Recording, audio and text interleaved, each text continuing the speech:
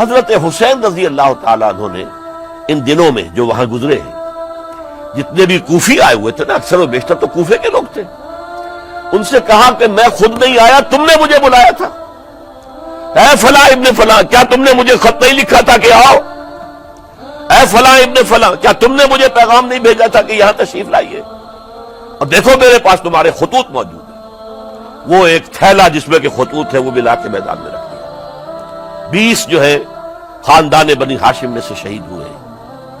حضرت حسین رضی اللہ تعالیٰ عنہ کا ایک بہت ہی انفنٹ چھوٹا بچہ وہ بھی شہید ہوا، باقی سب مرد، تمام مرد، سوائے ایک حضرت حسین کے بیٹے حضرت علی بن حسین زین العابدین کہلائے بعد میں، وہ بیمار تھے، وہ جنگ میں حصہ نہیں لے سکتے تھے، وہ بچ گئے۔ صرف یہ ہے 10 محرم الحرام اور سن 61 ہجری میں حضور کے نواسے، اور جن کے بارے میں حضور نے فرمایا سیدہ شباب اہل الجنہ، حضرت حسین شہید کر دیے گئے۔ کوفہ چونکہ حضرت حسین کے پاس پیغام آ رہے تھے کوفے سے، چونکہ کوفے کو حضرت علی نے دار الخلافہ بنا لیا تھا، اور وہاں سمجھا جاتا تھا کہ حضرت علی کے ہمدرد اور حضرت شیعان علی جنہیں ہم کہیں، ان کے ساتھی ہم خیال یہ لوگ ہیں کثرت کے ساتھ، اور وہاں سے اب خطوط کا تانکا شروع ہو گیا، آپ یہاں آئیے، ہم بےتاب ہیں، آپ کا استقبال کریں گے، آپ کے ہاتھ پر بیعت کریں گے،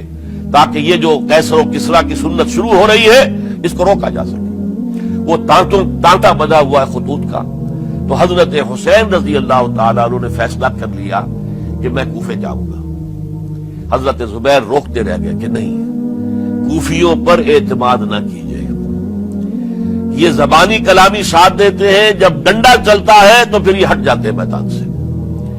اور حضرت حسین رضی اللہ تعالیٰ عنہ بامروت انسان، شریف النفس انسان، کیسے ممکن تھا غیرت مند غیور انسان وہ کیسے ان کی بات کو رد کر دیتا؟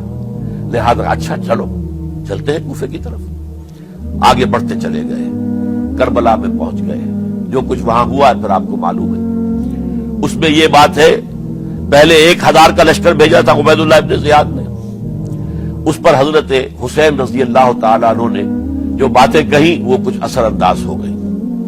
ان کا افسر جو تھا حر بن یزید تمیمی، وہ بعد میں حضرت حسین کا حامی ہو گیا، اور حضرت حسین کے ساتھ ہی اس کو بھی شہادت نصیب ہوئی۔ پھر دوسرے کو بھیجا عمرو ابن سعد۔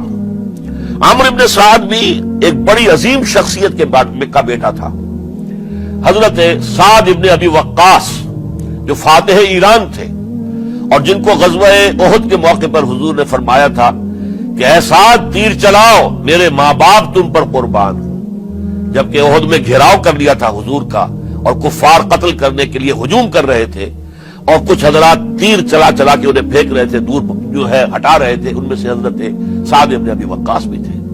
پھر وہ فاتح ایران تھے، اسی لیے گورنر بن گئے تھے ایران کے۔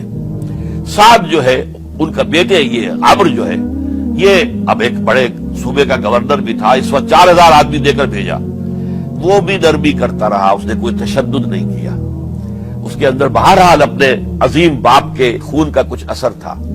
لیکن یہ کہ پھر ابن زیاد کو اطلاع مل گئی کہ عمرو ابن سعد جو ہے وہ تو لے تو لال کر رہا ہے، حملہ نہیں کر رہا، قتل نہیں کر رہا، بلکہ یہ کہ وہ تو اس راستہ بھی دینے کے لیے تیار ہے کہ نہ مدینے کی طرف جائیے اور نہ آپ مکے کی طرف جائیے، نہ کوفے کی طرف جائیے، بلکہ آپ چاہے تو دمشق چلے جائیں، یزید سے اپنا معاملہ کر لیں۔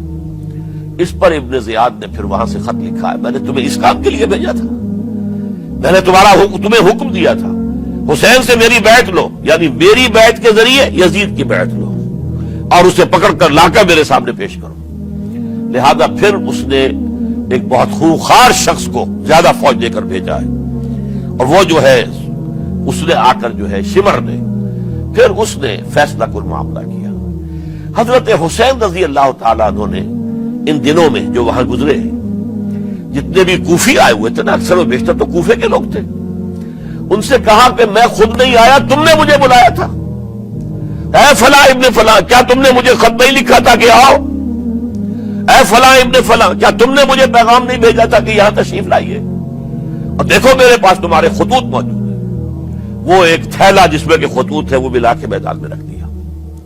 یہ حضرت حسین رضی اللہ تعالیٰ عنہ کی شرافت اور اپنی صاف دلی، کوئی اس کے اندر عیاری نہیں تھی ان کے اندر، معاذ اللہ ثم معاذ اللہ، لیکن یہ کہ اس کا نتیجہ اچھا نہیں نکلا۔ نتیجہ کیا نکلا؟ اب انہیں پتا چل گیا کوفیوں کو، اگر اب حسین زندہ دمشق پہنچ گئے یزید کے پاس تو یہ ہم سب کا بھاڑا پھوڑ دیں گے، ہماری شامت آ جائے گی، لہذا اب تو کسی صورت انہیں زندہ نہیں رہنے دینا۔ یہ ایک بڑا اہم واقعہ، نوٹ کر لیجیے اس کو، اس لیے کہ حضرت حسین نے ایک ایک کا نام لے کر، اے فلاں ابن فلاں، اے فلاں ابن فلاں، اے فلاں ابن فلاں، کیا تم نے خط نہیں لکھا تھا؟ کیا تمہارا پیغام نہیں تھا؟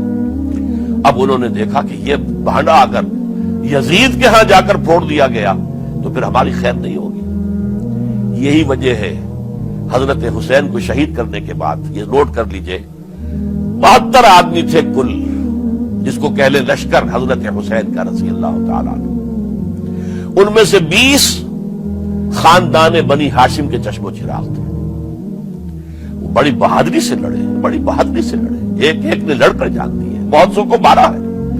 یقاتلون فی سبیل اللہ فیقتلون ویقتلون، قتل کر بھی رہے تھے، قتل ہو بھی رہے تھے، ایک ایک کر کے قتل ہو رہے تھے، شہید ہو رہے تھے۔ 20 جو ہے خاندان بنی ہاشم میں سے شہید ہوئے۔ حضرت حسین رضی اللہ تعالیٰ عنہ کا ایک بہت ہی انفنٹ چھوٹا بچہ وہ بھی شہید ہوا ہے۔ باقی سب مرد، تمام مرد، سوائے ایک حضرت حسین کے بیٹے حضرت علی بن حسین زین العابدین کہلائے بعد ہوئے، وہ بیمار تھے، وہ جنگ میں حصہ نہیں لے سکتے تھے، وہ بچ گئے صرف۔ اچھا، حضرت حسین شہید ہو گئے، یہ ہے 10 محرم الحرام سن 61 ہجری۔ کیا مطلب ہے؟ حضور کے انتقال کے ٹھیک 50 برس بعد، سن 11 ہجری میں حضور کا انتقال، اور سن 61 ہجری میں حضور کے نواسے، اور جن کے بارے میں حضور نے فرمایا سیدہ شباب اہل الجنہ، حضرت حسین شہید کر دیے گئے۔ اور اس کے بعد اس لشکر نے خیموں کو آگ لگا دی۔ یہاں نقطہ سمجھ لیجیے، آگ کیوں لگائی؟ انہیں معلوم تھا ہمارے خلاف ڈاکومنٹری پروف موجود ہے وہاں پر، وہ ہمارے خطوط کے تھیلے وہاں موجود ہیں، اگر وہ باقی رہ گئے تو ہماری شامت آ جائے گی، ہمیں کون بچائے گا؟ تاکہ وہ ریکارڈ جو ہے ان کا وہ تلف ہو جائے، سارے خطوط جو ہیں وہ جل جائیں، تاکہ ان کے خلاف ثبوت باقی نہ رہے۔ یہ عظیم سانحہ کربلا ہے